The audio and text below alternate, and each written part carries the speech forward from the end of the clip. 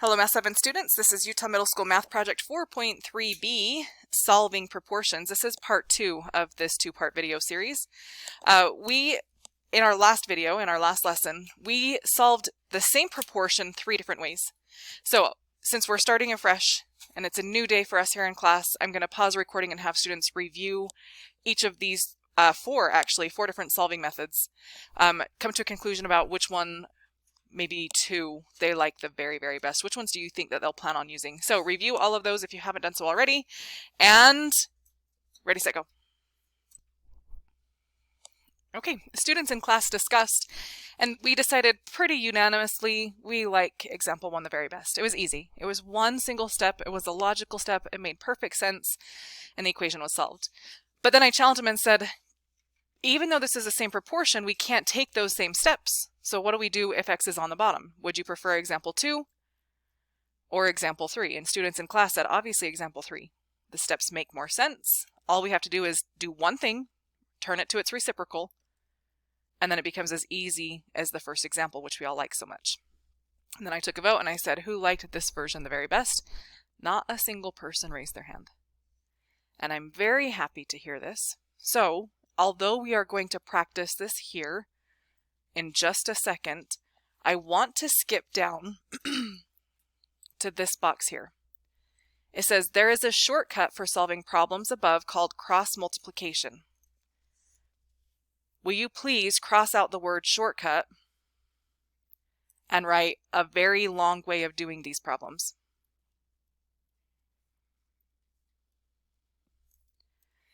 Many teachers will probably tell you, in fact, I think you've probably had a teacher in the past who has taught you cross multiplication.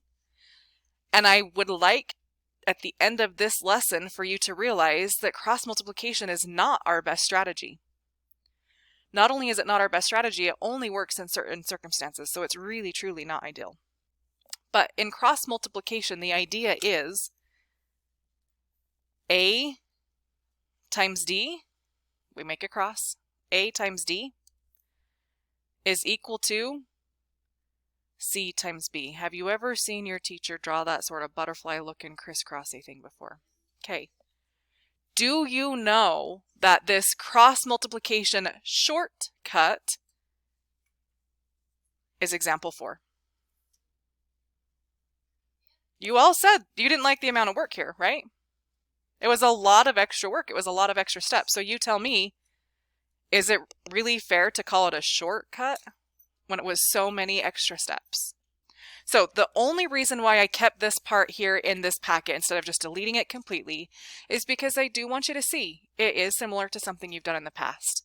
But let's be honest and let's call it what it is. It's definitely not a shortcut. It is the longest way of doing these problems. Because what we're doing is we're multiplying both sides by both denominators, only then to eventually have to divide out the denominator anyway. So it just seems like a whole lot of steps. I think that you all agree it's probably better to either just solve it like number 1. If the x is on the top, we're going to solve it like number 1, just multiply by the denominator. And if the x is on the bottom, then flip it so that the x is on the top. Don't try and use that cross multiplication strategy. It's a long cut. It's not a shortcut. It's a very long way of doing the problem. With that being said, let's practice our new skills. As you go through these 6 problems, I want you to make sure that you are answering these questions. Before you get started, figure out what strategy you want to use. The best way is figure out where is the variable.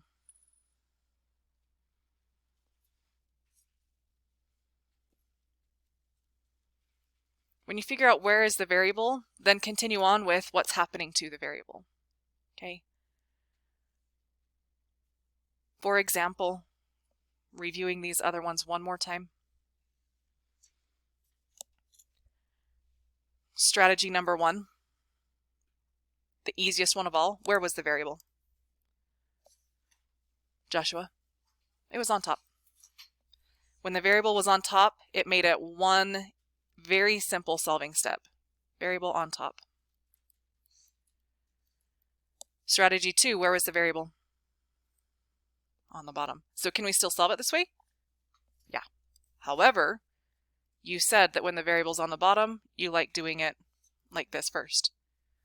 Quickly review, tell your groups. Here's the variable on the bottom. What made this one so easy? Quick review with your groups. Ready, set, go.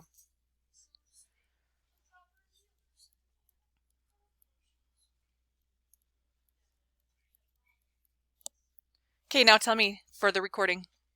Luke. Yeah, we just rewrite the reciprocal, or rewrite the proportion to be its reciprocal. Just flip it. That's exactly right. If we don't like where the variable is, if it's on the bottom, we're like, oh no, that's a whole lot of steps. Then change it and make that variable go to the top. Flip it. Take advantage of that reciprocal proportion relationship. So pause on each one of these. Ask yourself, where is the variable? If you don't like where it is, then change it. You don't want to flip every single one. If the variable's already on the top, then keep it there on the top. So put your skills to practice. These 6, I'm going to have you work with your groups. I'm going to pause the recording as students give themselves a chance to work on these 6 problems. You should pause the recording as well as you work on these 6, and then we'll go over them on the recording together. Pause the recording now. Students in class, ready, set, go. Okay, let's get started on these together. Number 1, I see x on the bottom. So I'm not even going to attempt to solve it right now because I don't like where it is. So the first thing that I'm going to do is I'm going to flip it. If I flip it, x is now on the top. And everything else is flipped along with it. What was 3/2 flips to 2/3. What was 12 over x flips to x divided by 12. Okay, now with that first step where I flip it, now I can see that the x is on the top. And when the x is on the top, it makes it really easy because then I just have to ask myself the question, what's happening to x? X is being divided by 12. How do I undo dividing by 12? We multiply by 12. And whatever I do to one side, I do it to the other side. Dividing by 12 and multiplying by 12, that multiplies out. So I am left with just x all by itself, which is equal to, on the left-hand side, I have 12 times 2/3, in your calculators if you need to, is equal to 8. How'd you guys do? Easy, right? Okay, number 2. Do we like where the variable is? Yeah, variable's on top, right? This one's a really interesting one. Every year I see it and I think I should change that for next year, and every year I forget to change it. What's happening to y? It's being divided by 1. If y is being divided by 1, does that do anything to the y? No. Did we really even need to solve this one? No. But let's pretend like it's a number other than 1. How do we undo dividing by a number? We multiply by a number. And I know that this is unnecessary. This is why I really, really one of these days need to remember to change that problem. 1 times 3/2, guess what? It's still 3/2. Right? Nice, easy problem. Who caught that and said, oh, I know the answer? Okay, who didn't catch it and still multiplied by 1? All right. Okay. It's good practice. Even though it didn't get us anywhere, it still is good practice. So, all right. I've done these 2 for you. Now I need others to talk me through number 3. What are we going to do? What are your solving steps? Trace, give it a try.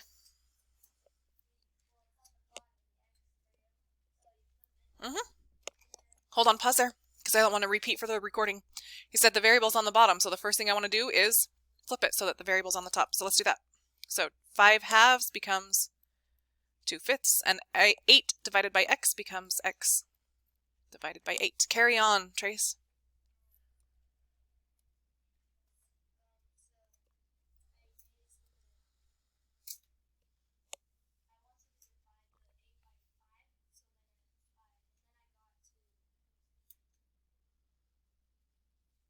You said you wanted to divide the 8 by 5. Why do you want to divide the 8 by 5? Okay, so you're still thinking of these like equivalent ratios. That's fine. That's a good way of doing it. But in the process, you're creating a lot of extra work for yourself because you're saying, I don't know how a 5 changes to an 8, so I'm going to work backwards and go 8 divided by 5 and then still have to go forwards. Is that going to work? Yeah. Is it a lot of extra work?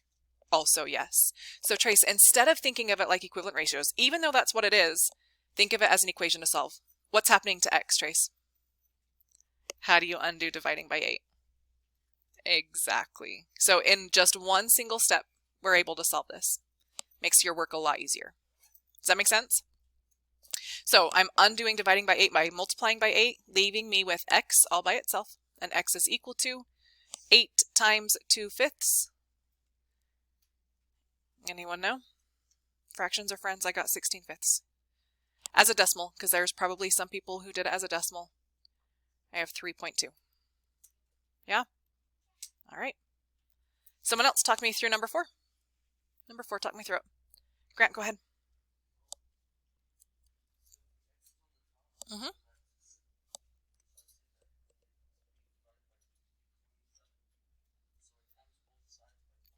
Great. So x is on the top, which means we can go straight into solving. X is divided by 27. We undo dividing by 27 by multiplying by 27. Following the multiplication property of equality, that means if I'm multiplying this side by 27, I'm going to multiply that side by 27. Carry on, Grant.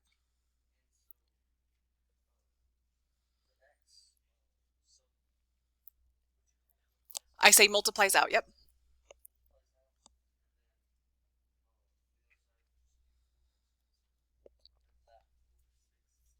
Good. So 4/6 times 27. What did you say it is? 1086. We can simplify that though. So let's simplify that. I know that both of those numbers are even. That's why I know that they can be simplified. What did you get, Gideon? 18. Yeah, 108 divided by 6 does simplify to 18. Fractions are friends. Fractions are friends, yes, but if the fraction can be simplified, we always want that simplified version of the fraction, even if it simplifies to a whole number there. Next, volunteer, talk me through solving number 5. What do I do here for number 5? Carter, go ahead.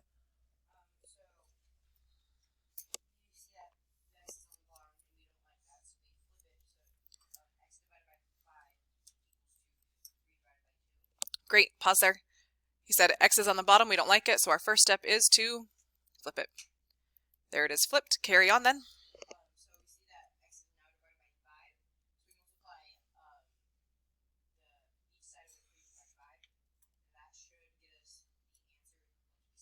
Great. So x divided by 5 multiplied by 5, that part undoes, following the multiplication property of equality, multiplying this side as well. And that's how I get x is equal to, we just need to figure out what 3/2 times 5 is. Trace, do you have that? Yes, 15/2, or the decimal 7.5, 7.5. And the last one, I need someone new that I haven't heard from yet. Davin, thank you, Davin. Good. We want the x on the top, so we flip it first. Keep going.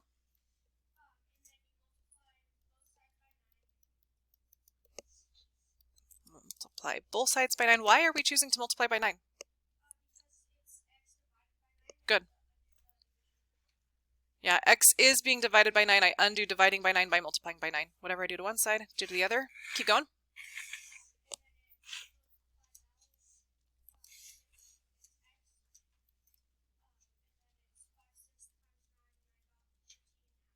(15/2). And 15/2 is 7.5. Fantastic. So, it says here, once we've introduced the shortcut of cross multiplication, says go back through the problems on the previous page and examine why the shortcut works. We know why the shortcut works because we did the work up here, but it's not really a shortcut. So I'm not going to make you go back and redo those problems using cross multiplication because I don't think it's any easier. I think it's longer, and I don't want us to waste our time practicing something that is not very efficient. Okay, so instead we have made it to we've ended at 4.3b, but you might remember back on 4.3a, it said set up 2 proportions for each problem. You do not need to answer the question yet. We will come back and solve for the missing quantities as part of the 4.3b homework. So here's what I'm really doing right now. Since we still have time in class, we're going to come back and we're finally actually going to solve these. Okay? We're going to solve these using whatever strategy you want. For some of them, you can use the old-fashioned equivalent ratios. That's going to be just fine. So if you want to use equivalent ratios, great. But I do want us to practice our new strategy where we decide which one of these we like better. For example, our focus here, going back to the frog and the human jumping distance and body length, which one of these two versions would you rather solve? The one with the J on the bottom or the one where it's been flipped and the J is on the top? Obviously the one where the J is on the top, right? So all of these connect together. Our last lesson in this one, we want to solve this one. If we solve this one in one single solving step, we know what J is equal to. Okay, let's go on to number 3. I'll let you solve in just a second. Number 3, which one of these two versions would you rather solve? Number 4, which one would you rather solve? Quick discussion with your groups. Answer both 3 and 4. Which one would you rather solve on 3 and 4? With your groups, ready, set, go.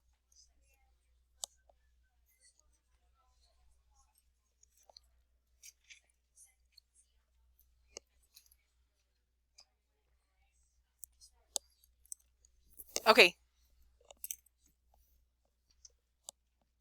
Number 2, which one would you rather solve? This one that I have written over here on the left-hand side, this one that I have written over here on the right-hand side.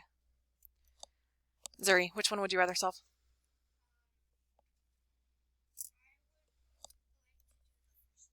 I agree. Why are you choosing that one, though?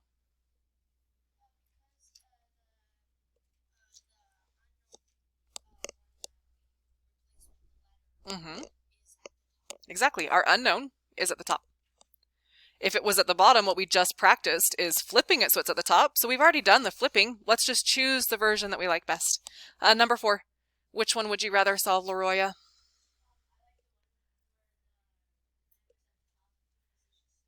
Yeah, the M at the top.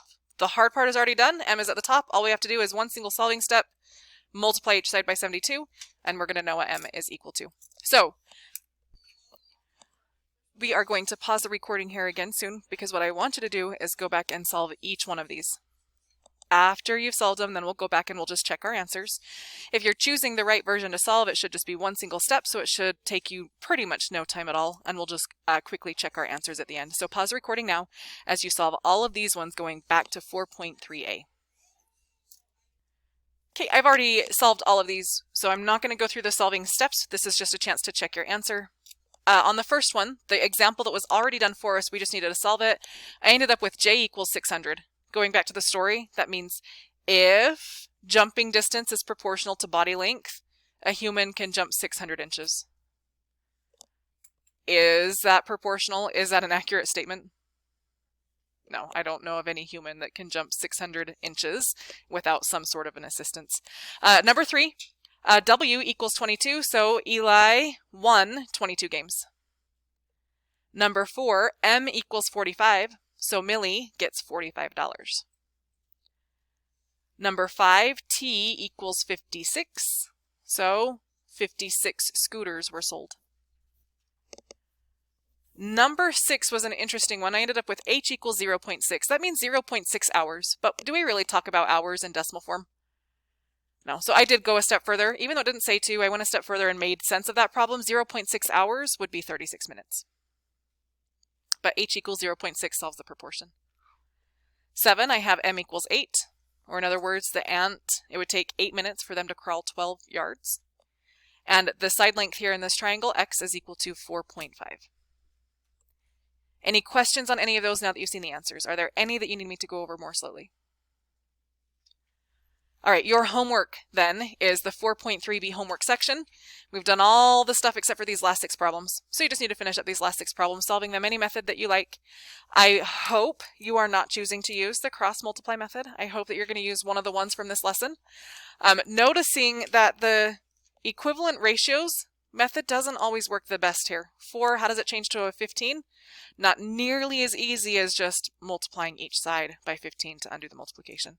So keep in mind our new strategy, it's going to work the best.